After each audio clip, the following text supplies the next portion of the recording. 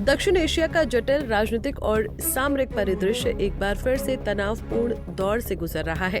पाकिस्तान की सेना, जो देश की सबसे ताकतवर संस्था मानी जाती है, आज अपने कट्टरपंथी और धार्मिक विचारों के चलते सुर्खियों में है।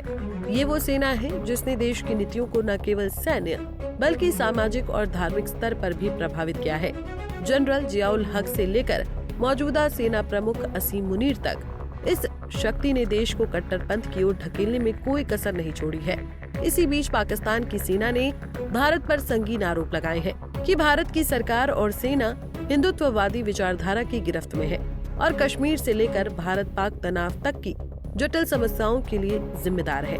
आइए इस वीडियो में विस्तार से समझते हैं कि कैसे पाकिस्तानी सेना के कट्टरपंथी छवि और भारत पर उनके आरोप क्षेत्रीय स्थिरता और दोनों देशों के बीच रिश्तों पर असर डाल रही है। दरअसल पाकिस्तानी सेना की स्थापना से ही वो देश के राजनीतिक और सामाजिक ताने बाने में गहरे पैठ रखती आई है। जनरल जियाउल हक के शासनकाल को पाकिस्तान को कट्टरपंथ की राह पर ले जाने वाला काल माना जाता है। उनके समय से ही सेना ने धर्म के नाम पर राजनीतिक ताकत बटोरने की नीति अपनाई, जिससे पाकिस्तान की राजनीति में धार्मिक उन्माद बढ़ा।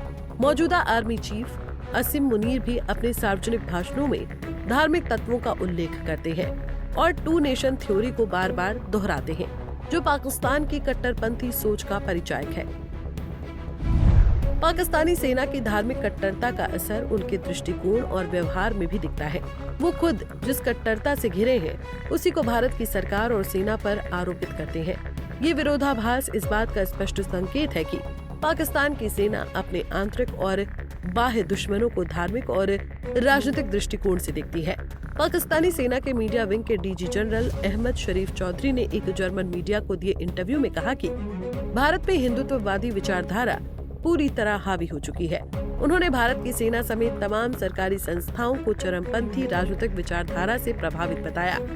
चौधरी के अनुसार भारत के अंदर बढ़ता उग्रवाद कश्मीर मुद्दे को जटिल बनाता है और इससे दोनों देशों के बीच तनाव बना रहता है। चौधरी ने कहा कि मई में भले ही युद्ध विराम हुआ हो, पर वास्तविक संघर्ष अभी भी जारी है। उनका कहना है कि कश्मीर में मानवाधिकारों का उल्लंघन और अल्पसंख्यकों के प्रति उत्पीड़न बढ़ा है। उन्होंने कश्मीर में 10 लाख भारतीय सुरक्षा बलों की तैनाती को एक जबरदस्त प्रतिबंध के रूप में देखा, जो वहां की जनता पर सुरक्षा के नाम पर असहनीय दबाव डाल रहा है। पाकिस्तानी सेना के अधिकारियों का कहना है कि पाकिस्तान के अंदर जो भी आतंकवादी घटनाएं होती हैं, उनके पीछे भारत का समर्थन होता है।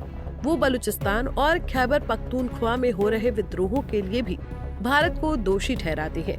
चौधरी ने दावा किया कि पाकिस्तान ने इस मामले के सबूत अंतर्राष्ट्रीय समुदाय को भी प्रदान किए हैं। जब उनसे पूछा गया कि पश्चिमी सहयोगी इस आरोप का समर्थन क्यों नहीं करते, तो उन्होंने कहा कि भारत के पास सूचना और दुष्प्रचार का बड़ा तंत्र है, जो पश्चिम को भ्रमित करता है। उनका कहना था कि भारत एक आतंकवाद प्रायोजित देश है, जिसे अंतर्राष्ट्रीय स्तर पर स्वीकार किया जाना चाहिए। चौधरी ने इस पूरे तनाव के बीच अंतर्राष्ट्रीय समुदाय से अपील की कि वो भारत को अहंकारी रवैये से रोकने के लिए मध्यस्थता करें। उनका मानना है कि भारत के बढ़ते हिंदुत्ववादी रुझान और उग्रवाद से क्षेत्रीय शांति खतरे में है। उन्होंने ये भी कहा कि युद्ध विराम केवल कागजी पहलू है और असली संघर्ष अभी जारी है। पाकिस्तान चाहता है कि दुनिया भारत को समझाए कि वो अपनी नीतियों में बदलाव लाए। पाकिस्तानी सेना की कट्टरपंथी मानसिकता और धार्मिक उन्माद ने न केवल देश के आंतरिक राजनीतिक परिदृश्य को प्रभावित किया है, बल्कि ये पड़ोसी देशों के साथ रिश्तों में भी तनाव की जड़ बन गई है। भारत में लगाए गए गंभीर आरोप, चाहे वो मानवाधिकार उल्लंघन हो या आतंकवाद को समर्थन देने के, ये सभी क्षेत्रीय शांति को गंभीर खतरे में डालते हैं। साथ ही पाकिस्तान की सेना का ये दोहरा रवैया कि वो खुद कट्टरपंथी है, लेकिन भारत को चरमपंथी कहते हैं, ये पूरी स्थिति को और पेचीदा बना देता है। आगे की राह में क्षेत्रीय स्थिरता के लिए आवश्यक होगा कि दोनों देशों के बीच संवाद और भरोसेमंद मध्यस्थता हो, ताकि पुरानी नफरतों और गलतफहमियों को दूर कर शांति की नींव रखी जा सके। जब तक दोनों पक्षों में संवाद की जगह आरोप प्रत्यारोप चलते रहेंगे, तब तक दक्षिण एशिया की राजनीति में तनाव और संघर्ष की स्थिति बनती रहेगी। Bureau report, Punjab Kesari TV. हमसे जुड़े रहने के लिए हमारे YouTube चैनल को सब्सक्राइब करें और नई वीडियो की नोटिफिकेशन के लिए बेल आइकॉन को दबाएं।